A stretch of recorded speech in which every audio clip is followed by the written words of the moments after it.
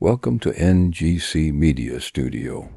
This is a place where powerful stories come alive, stories of love, betrayal, resilience, and the strength of the human spirit. If you enjoy emotional African storytelling that reflects real-life experiences, then you are in the right place. Before we begin, please take a moment to subscribe to our channel. Like this video, and turn on the notification bell so you never miss any of our stories. Today we bring you a powerful and emotional story titled Tears Behind the Mansion.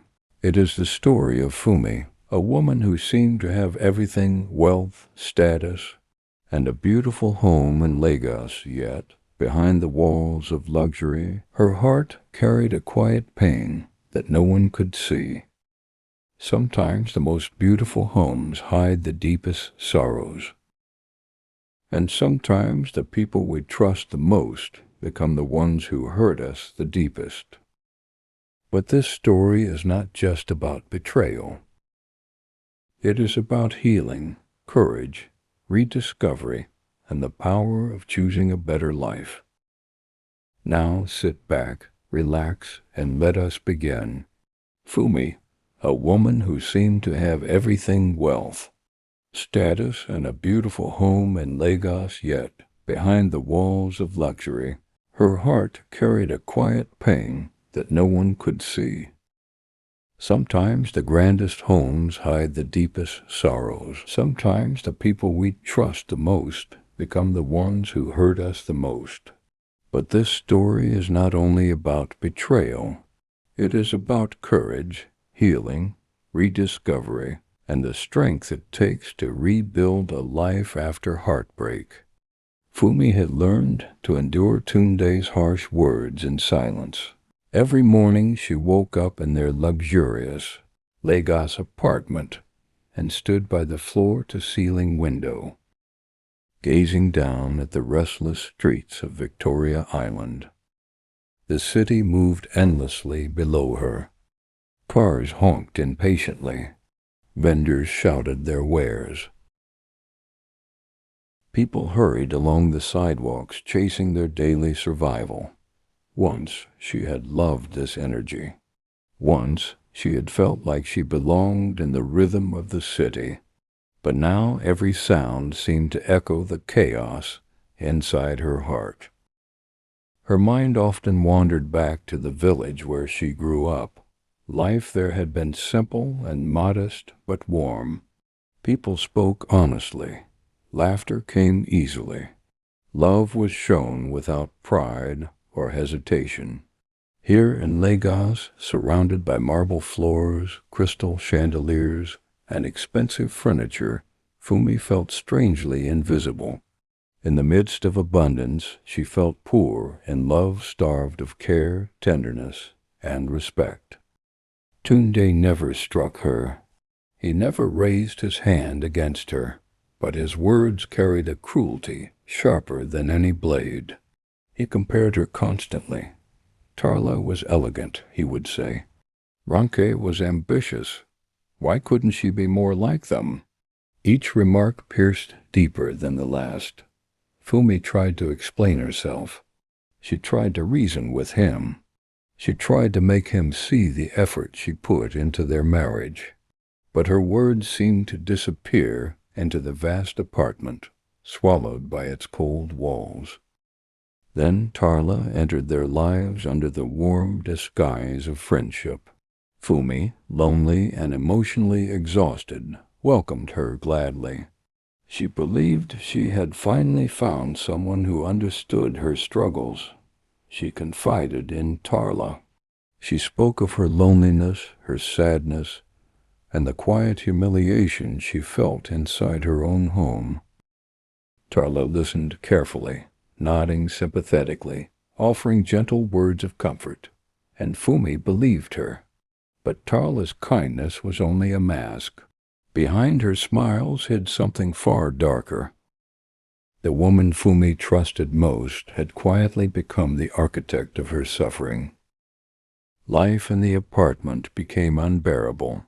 Fumi walked carefully around Tunde's moods and Tarla's subtle manipulation. Every room seemed to carry tension.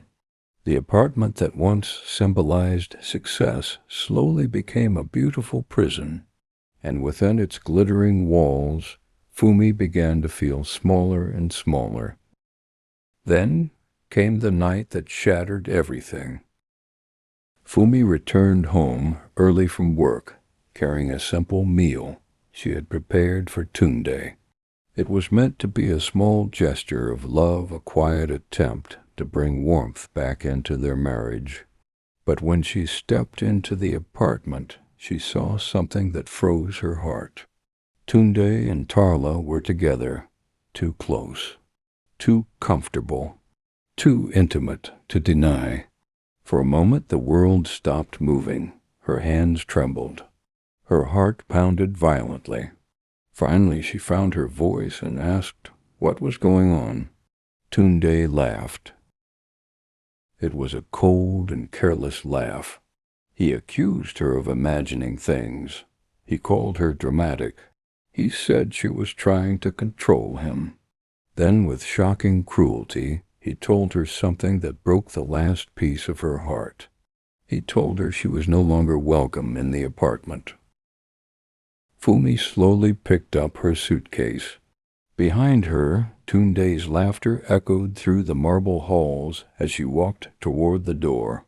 Step by step, she realized something painful. There was nothing left keeping her there. No love, no respect, no friendship, only betrayal. She left quietly, without raising her voice or breaking anything. The house that once felt like home now felt heavy, like the walls themselves knew the truth she had discovered. Every step toward the door carried the weight of memories, the laughter, the promises, the dreams they once built together. In her heart there was a storm of emotions she could barely name. Pain sat deep within her chest, sharp and constant. Betrayal echoed in her mind, replaying the moment she realized the man she trusted with her life had broken something sacred between them. It was not just anger she felt, but a deep, aching disappointment, the kind that comes when love is wounded beyond repair. She packed only the things that truly belonged to her, leaving behind the life she once believed in. When the door finally closed behind her, it did not slam. It simply clicked shut, soft but final, like the end of a chapter she had tried so hard to protect. Her new apartment was small and unfamiliar, but it was quiet. No lies lived there, no secrets hid in the corners. As she stepped inside, the silence wrapped around her like a fragile kind of peace. One day, Fumi was outside in the rain. She felt completely alone. That was when Kunlay appeared. He had noticed her from across the street soaked in rain, clutching a suitcase, her face filled with quiet pain. Without hesitation, he walked toward her, holding an umbrella, and gently told her to come with him, that he would help her. Fumi studied his face carefully. She felt cautious and unsure, but something in his voice felt sincere. For a moment the world seemed to pause, and for the first time in a long time she decided to trust. Kunlay's apartment in Surulayray was small and simple. There were no chandeliers, no marble floors, and no reminders of betrayal. But there was warmth. There was peace. Days slowly turned into weeks. Each morning Fumi opened the windows and let sunlight flood the room. Cooking became her therapy. Every meal she prepared helped her rediscover her strength. As she stirred her pots, she whispered quietly to herself that she was strong, that she was worthy, and that she was alive. Kunlay never rushed her healing. Kunlay never rushed her healing. He never demanded answers or affection. He simply remained present, kind, patient, and respectful. Slowly Fumi began to trust again. Not only him, but herself. She started sharing her cooking online. Soon people began to notice. Orders came in. Praise followed. Her passion slowly turned into a thriving business. For the first time in years, laughter returned to her life. Meanwhile, Tunde's world began to crumble. He was caught in a hotel with Ronke, his married mistress. Despite his wealth and status, Tunde could not escape the consequences of his actions. Even inside his grand mansion, loneliness consumed him. At night he remembered Fumi's patience, her quiet strength, and her kindness. The painful realization slowly dawned on him that he had destroyed the one person who truly loved him. His mother confronted him first. Her eyes carried disappointment deeper than anger. His sister followed, speaking harsh truths he could no longer ignore. Then the family pastor spoke calmly and reminded him that true class is not measured by wealth, but by character. For the first time, Tunde truly understood. He had failed. Not only Fumi, but himself. Back in Surulayray, Fumi's life blossomed. She and Kunlay shared simple joys, cooking together, evening walks, and quiet conversations. He never pressured her. He simply stood beside her. Slowly she learned to love again, not out of desperation, but from freedom and peace. One night Tunde had a dream. He saw a grand Yoruba wedding. Fumi walked gracefully down the aisle, dressed in beautiful aso oak. Kunlay stood beside her, smiling proudly. Drums played and guests cheered. Tunde ran forward, calling her name, but she walked past him without seeing him. He was invisible and completely alone. When he woke up, fear filled his heart. He realized he could lose her forever. At dawn, Tunde walked to Surulayray. Fumi opened the door. She looked calm, strong, and different from the woman he once knew.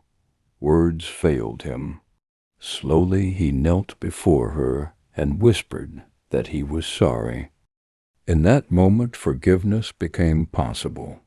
She forgave him, but wasn't going to go back to the marriage again. Later, standing by a window and looking out at the Lagos skyline, Fumi reflected on her journey. Everything she had endured had changed her forever. Softly she whispered to herself that she was worthy, that she was strong, and that she was free.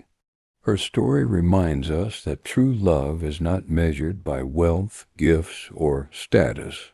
It is measured by respect, kindness, humility, and the courage to grow. She didn't settle down with Kunlay, not yet, but he never left her as a friend. This story reminds us that sometimes the greatest strength a person can have is the courage to walk away from pain and rebuild their life with dignity. If this story touched your heart, please like this video, share it with someone who might need to hear it, and subscribe to NGC Media Studio to support our storytelling. See you next time. Bye for now.